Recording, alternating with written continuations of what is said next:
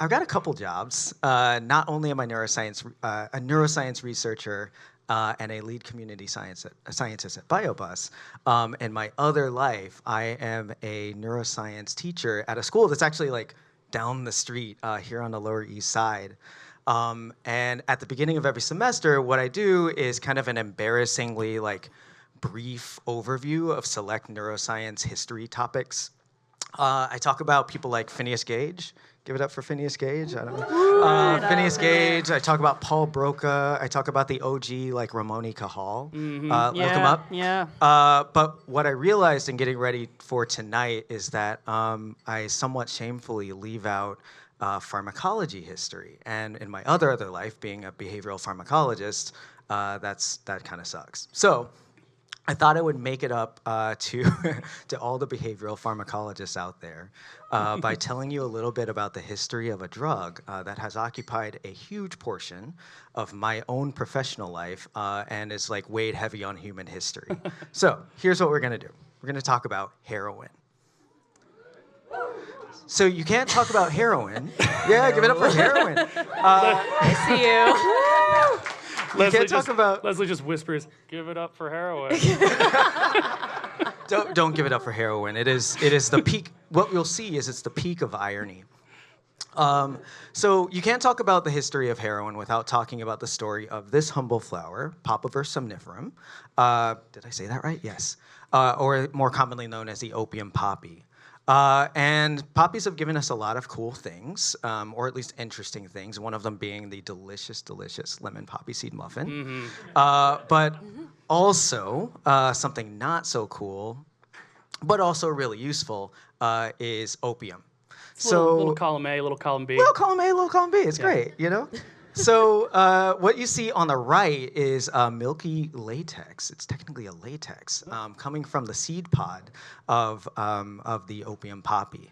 And humans really love opium, and we have like thought about it for a really long time. Opium like preparations show up in like ancient Greek manuscripts.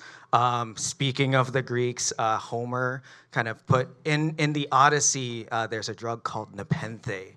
And it means the drug of like anti-sorrow or the drug of forgetfulness or bliss. And Helen gives a mixture of wine and nepenthe to Odysseus' men when he pieces out and they're really sad about it. And then of course, keeping with our like our Wizard of Oz secret theme. Yeah, our secret theme. Not so secret theme. Increasingly less secret. So, who could forget Dorothy's nice sleep aid given to her very graciously by the Wicked Witch of the West, a field of poppies. So humans really, really fucking love opium. And it turns out that it's because there's some really fun magic ingredients in opium. One of them being morphine. It's like the chief active ingredient in the opium, so it's doing like the lion's share of the work. But there are a couple of other things. There's codeine, which you've probably heard of. But what you might not have heard of is this other thing called thebaine, which is like naturally occurring in opium, but it's not as fun as codeine and morphine. It's not great for getting you high, but it is really good at giving you convulsions at the right dose. So if you're into that, thebaine's for you. But if not, don't worry. It's actually not that useless. We can chemically convert it into some really like useful painkillers like oxycodone and something called naloxone, which is used to reverse opioid overdoses. So thebaine is not a jerk. It's just misunderstood. Okay, so much like thebaine, actually, opium and its derivatives have kind of a dark side. I did a search for, literally, a Google search for evil poppy today, and that's what came up, and the internet will always provide. I'm so happy. I was going to say that's sinister, but I know better now. Yeah. Thank you. I appreciate that. So if you're like me, and you, well, maybe you're not like me, I don't know, we'll find out.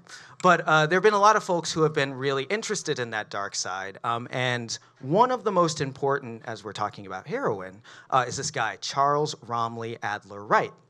And he was a chemist working at St. Mary's College in London in the 1870s. And he was really interested in the problem of morphine addiction.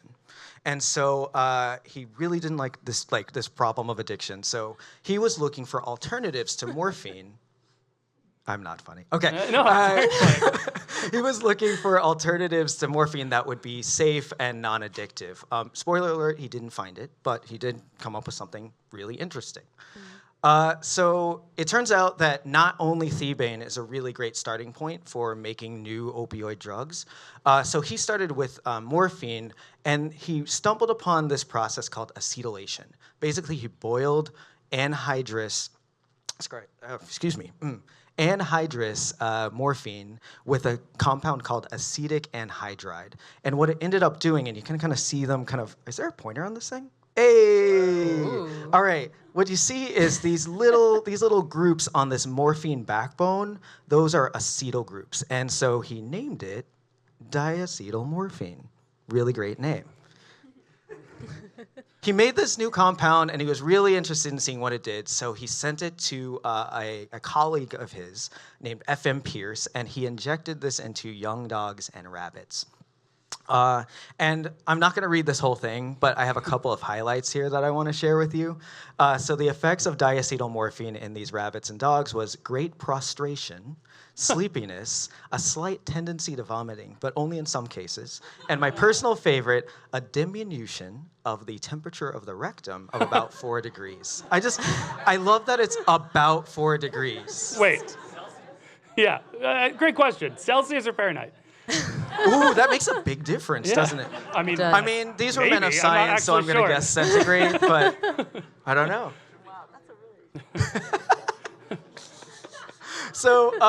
So they ended up what they ended up with was, instead of a drug that was like less potent or ostensibly safer than morphine, they ended up with something that's about 2 times stronger than morphine. So they didn't find what they were looking for, so they largely abandoned diacetylmorphine. And it kind of disappeared until about 23 years later, in Germany, another chemist named Felix Hoffmann, working for Bayer, was looking for ways to isolate or make codeine out of opium, and maybe a couple of other things.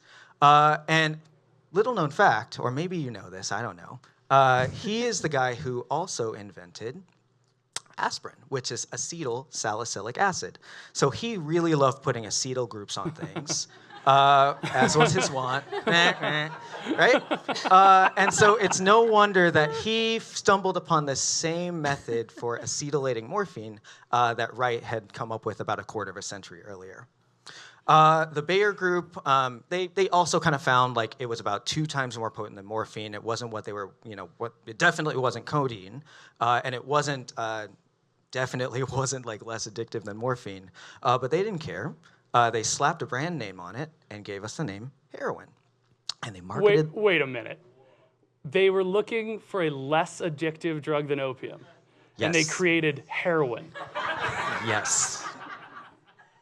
They wouldn't let me graduate if I brought that in. It was a different time, man. Yeah. They didn't have Western blots. They didn't have what? all that. How can you even do science without Western blots and 2-photon calcium imaging?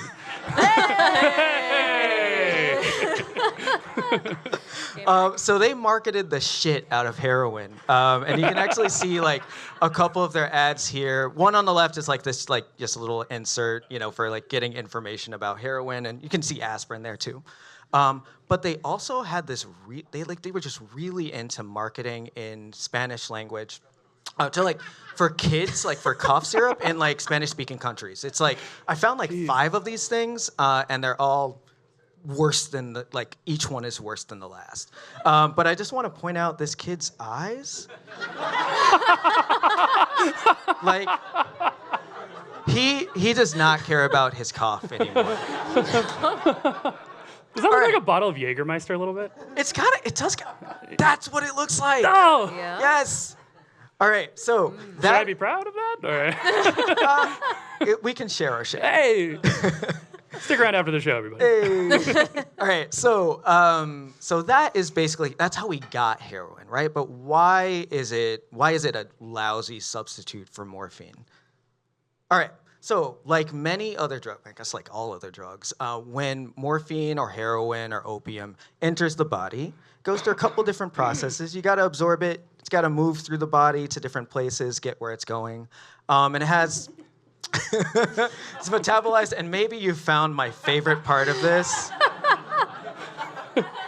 It's like the. It's it so reminds tiny. Me, reminds me of the wombat. Wombats So, have like the wombats have cubic cuboid poops, Yeah. and this guy's got triangle poops.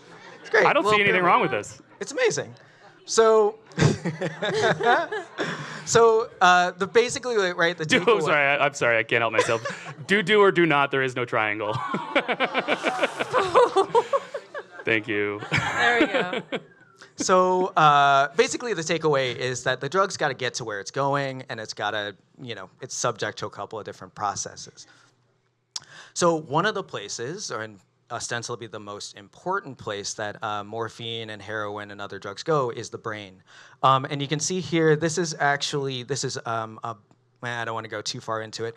This is showing you the binding sites for morphine and other opioid drugs in the brain. And they're kind of concentrated in these little areas that you'll see in a second are really important for the way that we process pleasure, among other things.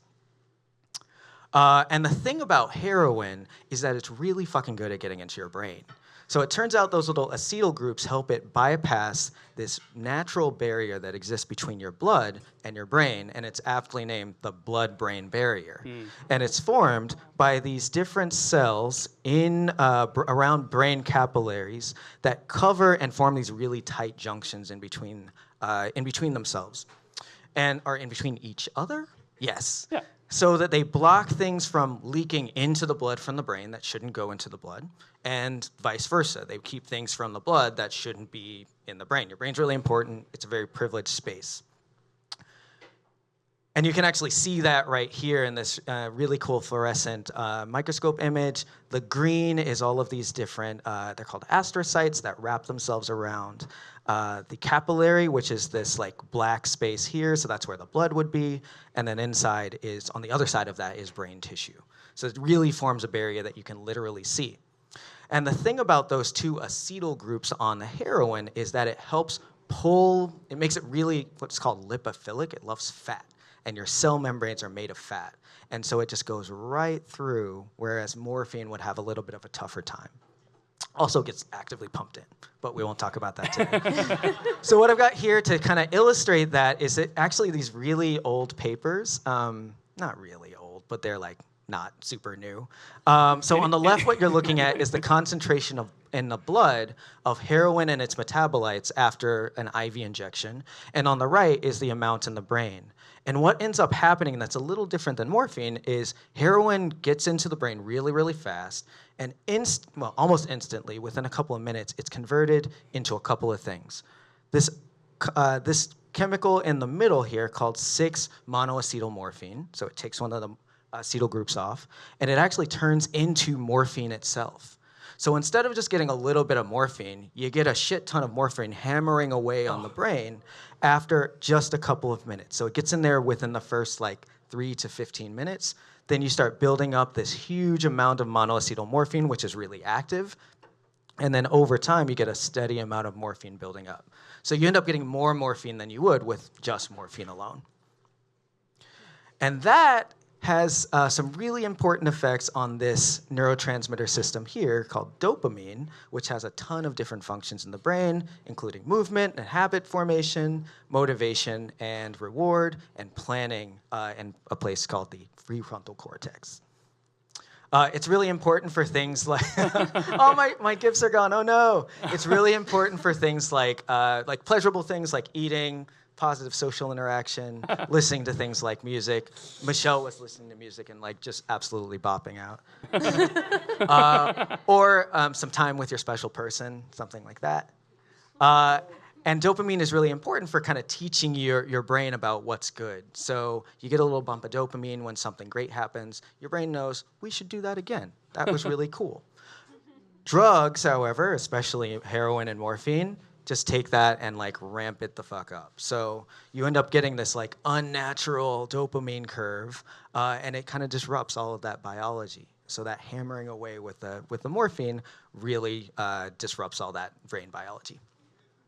So the last thing I want to talk to you about is just what does that look like for behavior? So this is a paper by actually this person, Creek here, with Vincent Dole and Marie Niswander. Creek was my PhD advisor. Whoa. Ooh, hey Because he has a there. PhD. Name So dropper. they actually were really interested in the problem of opioid addiction as well in the 1960s with the heroin epidemic in New York.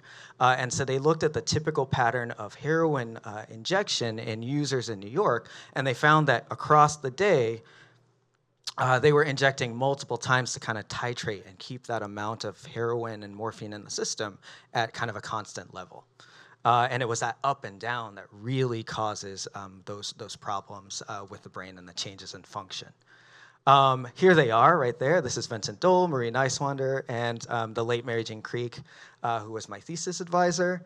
And I don't want to leave you on a bummer. They didn't just look at people injecting drugs. They also figured out a solution. By finding a couple of other chemicals. They went through an old library of chemicals that was actually seized after the Second World War. So Germany gave us methadone as well as Bayer's heroin, and they found methadone.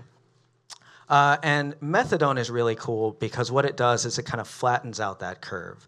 So it gets rid of drug craving, and it makes it easier to manage the symptoms of a heroin addiction, among others, than just talk therapy alone or just trying to quit cold turkey. So I hope that you have seen that heroin has a really sordid history, and that the poppy has given us a lot of things.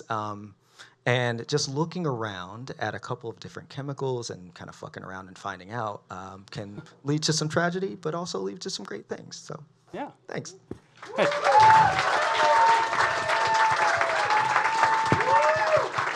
Keep it going for Devon Collins.